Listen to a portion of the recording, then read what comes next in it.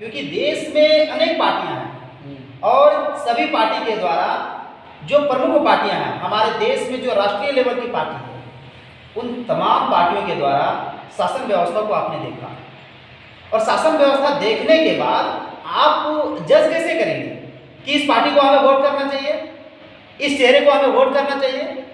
कुछ तो कारण है, हम उसको जज कैसे करेंगे? हम उसका बैकग्राउंड की स्थिति को देखेंगे, उन्होंने हमारे साथ क्या किया नहीं किया? तो फिर आप किन्हें देखना चाहते हैं, किसे देना चाहते हैं आप? विपक्ष में मुझे कोई मेरा अगर पूछा जाए तो विपक्ष में ऐसा कोई चेहरा नजर ही नहीं आता है। पक्ष में अगर बोले तो अपनी भारतीय जनता पार्टी में एक चेहरा आ रहा है, वो नरेंद्र मोदी है। लेकिन हाँ देखिए, अरे वाह, फिर क्या दोस्तों नमस्कार, एक बार फिर से आप सभी का स्वागत है। मैं प्रमोद कुमार और आप सभी देख रहे हैं सच न्याय।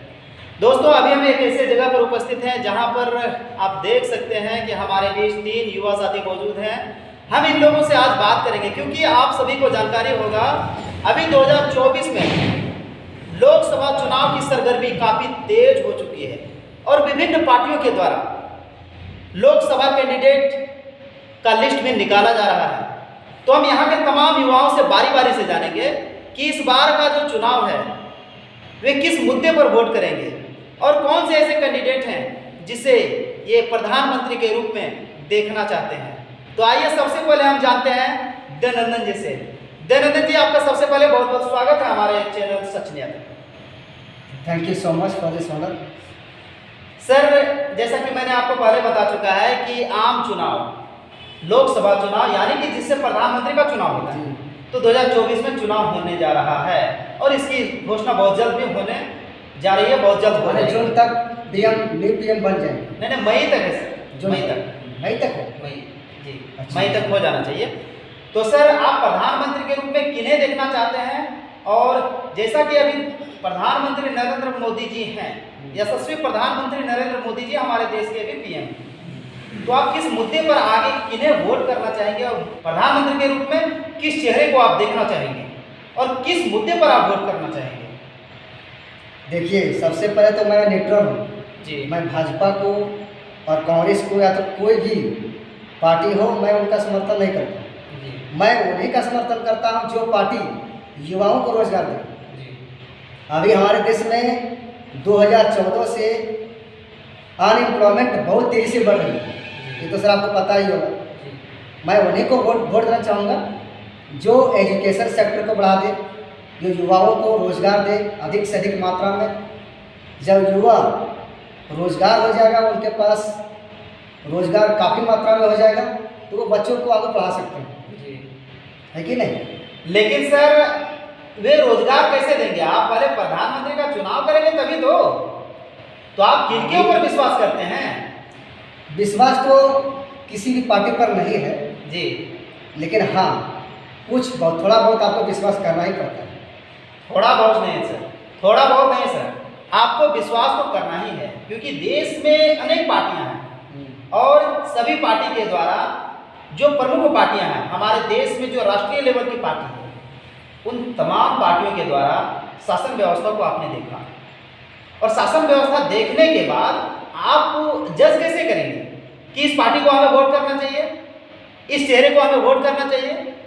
कुछ तो कारण है, हम उसको जज कैसे करेंगे? हम उसका बैकग्राउंड की स्थिति को देखेंगे, उन्होंने हमारे साथ क्या किया नहीं किया? तो फिर आप किन्हें देखना चाहते हैं, किसे देना चाहते हैं आप? अभी 2014 से अगर देखा जाए जी, तो बीजेपी की सरकार रही है जी, तो उसमें अनएम्प्लॉयमेंट ज़्यादा ही बढ़ गया जी, और 14 से पहले भी था बेरोजगार, लेकिन कुछ कम था। और आगे देखिए वैकेंसी में नहीं आ रहा है। जितना वैकेंसी सरकार के पास है उतना वैकेंसी भी सरकार रिलीज नहीं करती। अगर वैकेंसी मान लीजिए 20 लाख है तो उसको 1 लाख रिलीज करती है और तो सब रख लेता है, उसको डिस्क्लोज करता ही नहीं।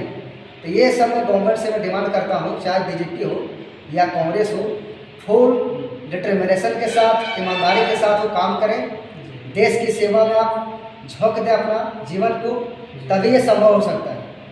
तभी हर एक जो इंडियन है, हर एक भारतीय वो रोजगार पाने में सक्षम होंगे।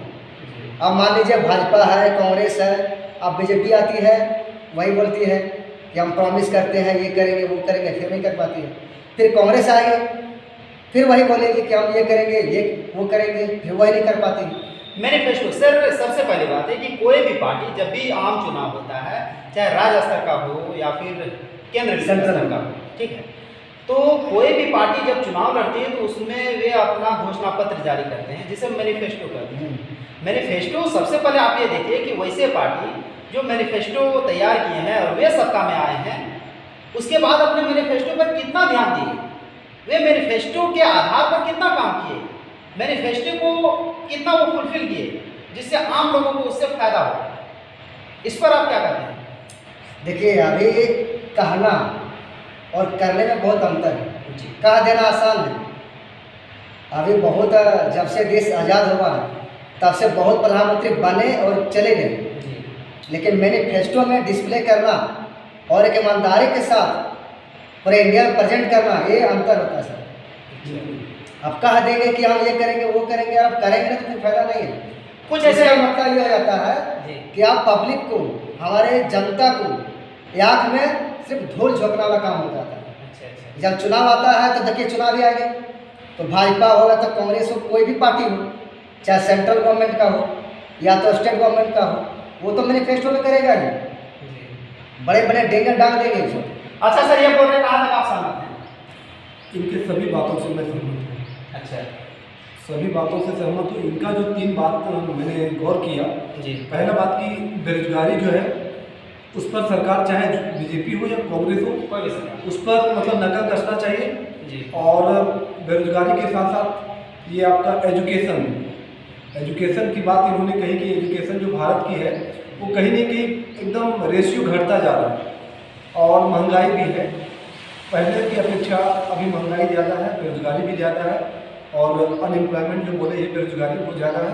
तो इस पर चाहे कांग्रेस की सरकार हो या गठबंधन की सरकार हो, जो भी सरकार आए, सबसे पहले इस पर काम करना चाहिए। ये काम करने के लिए, बेरोजगारी दर को घटाने के लिए, रोजगार को बढ़ावा देने के लिए क्या उपाय होना चाहिए? एक सर बात पूछते हैं आपसे हम जी। पब्लिक, चाहे वो सेंट्रल गवर्नमेंट का हो चाहे स्टेट गवर्नमेंट का हो, वोट हम देते हैं, क्यों देते हैं? इसके पीछे कुछ वजह होना चाहिए कि नहीं? ऐसे वोट दे दें, अब मान लीजिए हम वोट दे दें, एक 4-5 घंटा हम लाइन में खड़े होकर के वोट देते हैं और कुछ उधर से कुछ बेनिफिट नहीं मिलता है, तो वोट हम क्यों दूँ? पहले, सबसे पहले मेरा ये डिमांड है कि एजुकेशन सबसे पहले होना चाहिए। बिल्कुल।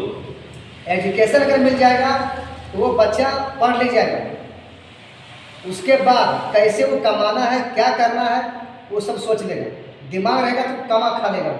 अब एजुकेशन सेक्टर ही खत्म हो जाएगा, पूरा चौपट कर देगा, तो बच्चा क्या होगा? और तो गरीब बढ़ जाएगा ना। अच्छा, मान कर चलिए कि एजुकेशन सेक्टर को पूरी तरह से डैमेज कर दिया अभी की सरकार, जैसे आप आपके कहने के अनुसार 2014 के बाद एजुकेशन पर काफी पूरा बार गिरावट कम फोकस दिया जा रहा है और गिरावट आई है ना, यही कहना है। तो एजुकेशन सिस्टम को बेहतर करने के लिए आप एक शिक्षित युवा हैं, देश के लिए एक जिम्मेवार नागरिक हैं, तो आपके अनुसार क्या उपाय होना चाहिए, क्या कर सकते हैं आप? सरकार मान कर चलिए कि फिर से वे यहाँ के एजुकेशन सिस्टम को डैमेज करेंगे, तो फिर आपके पास क्या उपाय होगा? उपाय ये होना चाहिए कि आप पब्लिक को चेंज करना होगा सिस्टम को। मान लीजिए कि कंटिन्यू और प्रधानमंत्री वही बन जाते हैं जी, और वो काम नहीं कर पाते हैं, मैनिफेस्टो में तो बहुत कुछ बोलते हैं, काम नहीं कर पाते, तो फिर आप पब्लिक को समझना पड़ेगा, पब्लिक को चेंज करना होगा। आपको नए प्रधानमंत्री को चुनना होगा, जो वैसे प्रधानमंत्री को चुनिए जो हमारे हित में काम करे, है ना। अब मान लीजिए, एक सेकेंड, अच्छा, आपके हित में, आम पब्लिक के हित में काम करेंगे, ऐसा कौन सा ऐसा चेहरा है? क्योंकि देश में भी प्रधानमंत्री के रूप में आप किन्हें देखना चाहते हैं? कौन से ऐसे चेहरे हैं जिनके ऊपर आपको भरोसा है, देश के युवाओं को भरोसा है? कौन सा ऐसा चेहरा है? देखिए, करंट में अगर देखा जाए तो प्रधानमंत्री जो हमारे नरेंद्र मोदी जी हैं, वो खराब नहीं है, काम तो किए हैं। भले एजुकेशन सेक्टर में काम नहीं किए हैं, अलग सेक्टर में काम किए हैं, विभिन्न सेक्टर में काम किए हैं, लेकिन सारा इंजीनियरिंग कॉलेज का भी बनाया गया है, स्थापना हुई है ऑल इंडिया इंस्टीट्यूट, हाँ, है ना। तो उन सभी संस्थानों की भी यहाँ पर स्थापना हुई है। बहुत सारे तो कॉलेजेस खुले तो आप कैसे कहते हैं कि एजुकेशन पर काम नहीं किए हैं? सबसे पहले देखिए, जितना वैकेंसी आता था रेलवे में, बैंक में, एसएससी में, एम्स मोदी जी स्थापित किए हैं, तो ऐसा नहीं कि सभी लोग गरीब दुखिया लोग, देखिए पढ़ाने में पैसा बहुत ज़्यादा खर्च होता है, जी काफ़ी इन्वेस्ट करना पड़ता है, तब हमारा बच्चा पढ़ पाता है। जी तो हर एक नागरिक अपने बच्चों को MBBS नहीं करवा पाएगा, कुछ नहीं। एम्स में भर्ती नहीं करवा पाएगा कि हमारा बच्चा है तो पढ़ लिख के एम्स में जा पाएगा। 30-35 लाख 40 लाख करोड़ पैसा लगता है। अब बैंक SSC रेलवे को जो मिडिल फैमिली से बिलोंग करते थे वो भी इसमें जॉब पा सकता था। जी तो हमारे इंडियन सरकार जो भी है, जो भारतीय सरकार, वो तो पूरी तरह से बंद कर दिए है ना। बैंक कहाँ था, 46-47 बैंक था, उसको मर्ज करके 10-12 बैंक कर दिए। रेलवे वैकेंसी बंद कर दिए, SSC में वैकेंसी बंद कर दी, देखिए MTS में वैकेंसी। अच्छा, बहुत से लोगों का ये कहना है कि महंगाई देश के विकास के लिए अच्छा है, क्या सर आप क्या कहते हैं? महंगाई किसी के लिए भी अच्छा नहीं है। महंगाई कोई भी नहीं चाहता कि हम जो सामान हम 10 रुपये में खरीदते थे वो हमको 15 रुपये में खरीदना हो, कोई भी नहीं चाहता है। तो इसको हम नहीं कहेंगे कि महंगाई देश के लिए अच्छी है। हम ये भी नहीं करेंगे, ये भी बात हम नहीं कह रहे हैं कि मोदी सरकार ने कुछ नहीं किया है। तमाम बहुत ऐसी चीज़ जो किया है, जो जनता के हित में भी काम उन्होंने किया जब से है। मोदी सरकार आई है तब से महंगाई बढ़ी है, बहुत ज़्यादा महंगाई बहुत बढ़ गई। ज़्यादा महंगाई। जिसमें 2014 के पहले जो आप देखेंगे, आप सभी मोदी के खिलाफ है क्या? खिलाफ नहीं है, मोदी के खिलाफ नहीं, खिलाफ नहीं है। जो आपने जो सवाल किया कि देश में अब इस बार लोकसभा का चुनाव है, तो आप किस चेहरा को देखना चाहेंगे? अगर उस चेहरा को देखना चाहेंगे तो क्यों देखना चाहेंगे, और पहले के चेहरा को क्यों नहीं चुनेंगे? तो उसके जवाब में हम लोगों ने दिया कि हमने ये नहीं कहा कि मोदी सरकार खराब है, हमने कहा कुछ जो 3 प्लेटफॉर्म है उस पर काम करना चाहिए था भारतीय सरकार को। सबसे पहले रोजगार पर जो काम करना चाहिए था, और एजुकेशन पर और महंगाई पर थोड़ा सा करना चाहिए। देखिए मोदी सरकार से खिलाफ नहीं है, मोदी सरकार फिर बने, वो 3 बार 3रा बार टर्म में बनने जा रहे हैं मोदी सरकार, वो 5 बार बने। लेकिन पहला डिमांड है कि एजुकेशन सेक्टर को पहला पिक पॉइंट पर लावे, पहला काम। दूसरा, मोदी सरकार 2014 से 2024 तक आ गए, आप बता रहे हैं कि नहीं, बेरोजगारी का मामला बढ़ रहा है, बेरोजगारी दर बढ़ रही है और एजुकेशन सिस्टम का स्तर जो है नीचे जा रहा है, पूरा नीचे तो जा फिर रहा आप मोदी जी से ये उम्मीद कैसे कर सकते हैं? देश की आम जनता उम्मीद कैसे करे? और पुनः बोल रहे हैं कि मोदी जी फिर से आ रहे हैं, किस आधार पर आने की राजनीति कर रहे हैं? विकल्प भी यहाँ होना रह चाहिए, गई है। विकल्प भी होना चाहिए। अच्छा। मोदी सरकार को हराने के लिए भी विकल्प होना चाहिए। अब महागठबंधन का जो देख रहे हैं, अब उसमें भी गठबंधन सरकार जो है उसमें भी एकजुटता नहीं है। कोई इसका विरोध कर रहे हैं, कोई अखिलेश यादव कभी कांग्रेस का शिकायत कर रहे हैं, कभी ममता बनर्जी बीजेपी इसका अखिलेश यादव का मतलब बुराई कर रही है। तो ये यहाँ भी गठबंधन नहीं है, तो जीतने वाली पार्टी बीजेपी ही होगी फिर लास्ट में। जब अगर हमारा महागठबंधन, अगर जो महागठबंधन इंडियन अलायंस जो बनी है पार्टी, अगर वो एकजुट होके अगर वो काम नहीं कर पाएगी तो जाहिर सी बात है कि यहाँ दूसरा पक्ष बीजेपी है, तो वो तो जीत सकती है या उम्मीद बढ़ती है। जीत सकती है आपके अनुसार, क्या ये बताइए? मेरे अनुसार वही पीएम कैंडिडेट कौन हो सकते हैं? देखिए, किन्हें होना चाहिए? पीएम कैंडिडेट किन्हें होना चाहिए ये अभी कहना मुश्किल है। इसलिए मुश्किल है क्योंकि इंडियन अलायंस ने भी, विपक्ष में जो पार्टी है उन्होंने भी प्रधानमंत्री का चेहरा नहीं चिन्हित किया है, तो हम कैसे कर सकते हैं? अभी तो एक ही चेहरा आप देश का युवा है सर, देश के आम जनता है, और देश के आम जनता को अपना बात रखने का अधिकार है। बिल्कुल तो अधिकार। आप बोलिए ना, आप अपनी बात बोलिए ना, वो तो पार्टी का अपना एक फैसला है, अभी पार्टी उस जो तरह- चाहे वो हो सकता है। अभी विपक्ष में उस महागठबंधन में कोई चेहरा उस तरह से उभर के नहीं आया जी। है। इस पर कहना ये जल्दीबाजी होगी। विपक्ष में पार्टी है ये भारतीय जनता पार्टी, तो उसमें एक साफ चेहरा इंडिकेट किया जा रहा है कि मोदी होगा। विपक्ष ने अभी तो विपक्ष में नहीं, कांग्रेस है ना, कांग्रेस विपक्ष में है, महागठबंधन है, इंडिया अलायंस। ठीक है, तो इसका विपक्ष तो भारतीय जनता पार्टी ही हुई ना। तो भारतीय पार्टी जो बीजेपी की जो पार्टी है वो चेहरा चिन्हित मोदी के रूप में, मोदी जी के रूप में कर चुकी है। लेकिन विपक्ष में अगर नहीं है तो हम किसको डायरेक्ट कहते हैं कि अखिलेश यादव प्रधानमंत्री होना अच्छा होगा कि राहुल गांधी होना अच्छा होगा? यहाँ इंडियन अलायंस का कोई एकजुटता उस तरफ से दिख नहीं आप रहा। सर चलिए, इंडिया अलायंस में इंडिया कोई अलायंस। गठबंधन वैसा दिख नहीं रहा है, ठीक है, कोई चेहरा मतलब सामने नहीं आ रहा है, चलिए अच्छी बात है। लेकिन आपने एक चीज सुना होगा सर, हम लोगों ने जो सुना है, जो पढ़ा है हम लोगों ने संविधान के बुक में और राजनीति विज्ञान में पढ़ा है कि बहुमत दल के नेता प्रधानमंत्री होते हैं, ये मुख्यमंत्री का चुनाव होता है ना, कि विधायक दल का नेता, विधायकों का ज्यादा समर्थन जिनके लिए जाए वो होगा, बस संसदीय दल का नेता प्रधानमंत्री होगा ना, जिसका वही होगा। संसद ज्यादा बनेगा, जिसका MP ज्यादा होगा जिस पार्टी का, एक बात वो सर, प्रधानमंत्री बनेगी। हमारे जो भी अमेरिका है, जी बड़े बड़े कंट्री में, जो विकसित देश है, जो डेवलप कंट्री है, वहाँ सिस्टम क्या है कि 2 बार 2 टर्म अगर आप राष्ट्रपति बन जाते हैं तो तीसरा बार आपको राष्ट्रपति नहीं बना दिए, आपको अलाउ नहीं है। तो ये सिस्टम हमारे इंडिया में नहीं होना चाहिए।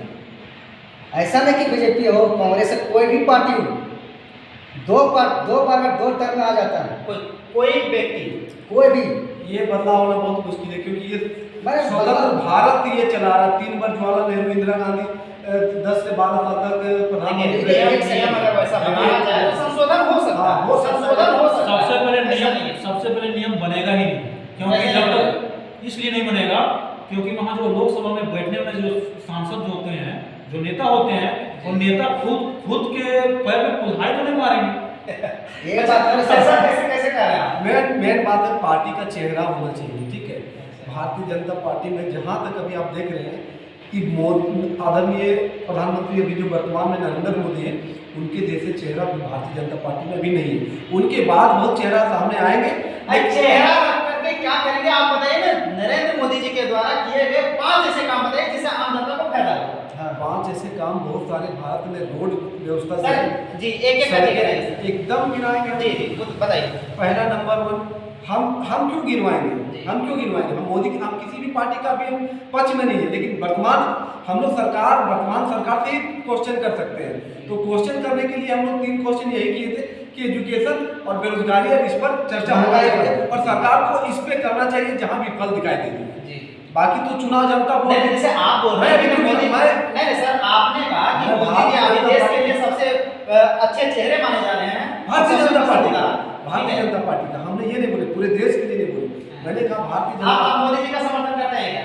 मोदी जी का काम का हम समर्थन करते हैं। अच्छा, 5 ऐसा काम बता दीजिए जिससे हमारे देश के युवाओं को ये हुआ फायदा। 5 ऐसे काम हम क्यों बताएं? जब 3 काम में हमें नहीं मिला मौका तो 5 काम हम फिर मोदी जी का समर्थन आप कैसे करें? हम समर्थन कहाँ करें? मोदी जैसे जनता बोल रहे करेगी। हैं कि बीजेपी, आपका भी नजरिया तो वही है ना सर? मेरा नजरिया नहीं, मैं इस पर हम नजरिया नहीं है इनका। कहना मतलब ये है कि अगेंस्ट पार्टी में उस टाइप का भी नेता फिगर नहीं आया। इनके मोदी जी के टक्कर में भी कोई अगेंस्ट पार्टी में है नहीं। किस तो रूप में टक्कर है? मतलब पॉसिबल लग रहा है कि अच्छा, किसी मोदी जी के टक्कर में विपक्ष में भी कोई नहीं है। किस रूप में? मोदी जी का 56 इंच का सेना इसलिए क्या? नहीं, चुनाव जनता पे डिपेंड करता है। ये डेमोक्रेसी देश है, ठीक है, लोकतांत्रिक देश है। कौन क्या है नहीं है वो चुनाव में ही पता चलेगा। अगर मोदी ने काम किया है, प्रधानमंत्री मोदी जी ने काम किया है, तो जनता उन्हें वोट देगी, और अगर नहीं काम उन्होंने अच्छा किया है तो इसमें नकारा जाएगा। दूसरी विपक्ष जो पार्टी है उसको चुना जाएगा। अभी आपने सुना होगा सर कि दिल्ली में सुप्रीम कोर्ट के वकीलों ने ईवीएम के खिलाफ बहुत बड़ा आंदोलन किया, और आंदोलन करने के पीछे ये कारण है कि आपने सुना होगा 2013 में सुप्रीम कोर्ट ने एक डिसीजन दिया था। उसमें कहा गया था कि ईवीएम के द्वारा फ्री, फेयर एंड ट्रांसपेरेंट चुनाव की कल्पना नहीं की जा सकती है, उससे निष्पक्ष चुनाव नहीं की जा सकती है। क्या इसके बारे में जानकारी है? लोगों का कहना है कि अगर ईवीएम रहा तो एक बार पुनः बीजेपी की सरकार बनेगी, अगर नहीं रहा, बैलेट पेपर से अगर चुनाव हुआ तो फिर बीजेपी हार जाएगी। ऐसा भी सुनने में आ रहा है और सोशल मीडिया पर काफी वायरल है, इलेक्ट्रॉनिक मीडिया बिल्कुल सहमत है। ईवीएम की बात यहाँ तक है। इससे पहले ईवीएम के चुनाव में तो प्रधानमंत्री बने या नहीं बने? जी बने बिल्कुल बने। तो उस समय भी तो भारतीय विपक्ष पार्टी उस समय भी तो ये ब्लेम कर सकती थी कि बैलेट पेपर से होना चाहिए था, उस समय भी होना चाहिए था।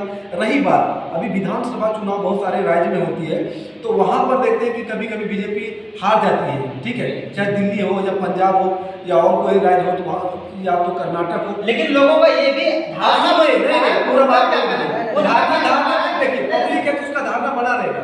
पब्लिक 100 लोगों का एक मत नहीं होगा, ये बात मैं मानता हूँ, लेकिन जहाँ ईवीएम से चुनाव होती है और वहाँ पार्टी हार जाती है तो वहाँ फिर वही विपक्ष चुप लगा देती है। लेकिन लोगों का सर यह भी कहना है कि कहीं इस तरह से चुनाव आयोग जब सेटिंग आता है तो जैसे मान लीजिए जिस स्टेट से बीजेपी हार रही है, तो अगर ईवीएम सेटिंग रहेगा तो उस स्टेट से आराम से जीत सकती है जी।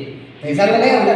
देखिए, मैं मेन मुद्दा पे यही बात करूंगा, लोकसभा का चुनाव है, जनता अपने अनुसार सरकार चुनने का हक है।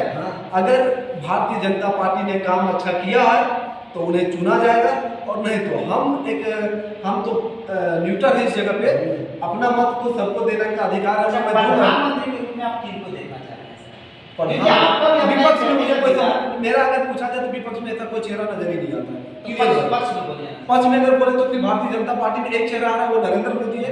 लेकिन हाँ देखिए, अरे वाह, फिर क्या तो वही तो बोल रहे हैं। आप मेरा बात नोट कर लीजिए। आज ईवीएम क्या कर, बैलेट पेपर भी चुना होगा ना, जिस तरह माहौल देखिए। जी। आज 500 से विवादित 70 साल से कांग्रेस थी, जी। और 70 साल से उन्होंने राम मंदिर का मुद्दा को जिस तरह लटका के रखा, ठीक है, जिस तरह से भटका के रखा लोगों ने, तो जनता कहीं न कहीं उसके खिलाफ अभी भी है। आज भारतीय जनता पार्टी ने, जब सरकार मंदिर नहीं बनी थी, मंदिर आपको बोलिएगा कि रोजगार नहीं देती, अलग बात, देती है रोजगार अपने जगह के अपने अनुसार, ठीक है। अगर ये मजहब, अब दूसरे मजहब के लोगों का अगर यहाँ सत्कार हो रहा है, तो ये और भी यहाँ है जिनका होना चाहिए। तो उसको लेकर वोट बैंक की राजनीति कांग्रेस ने वहाँ की थी, ठीक है।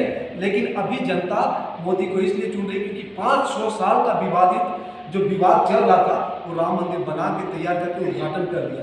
इससे साफ पता चलता है कि जो विवाद है उसको हल करने में भारतीय जनता पार्टी सबसे सक्षम है, सफल रही है जी।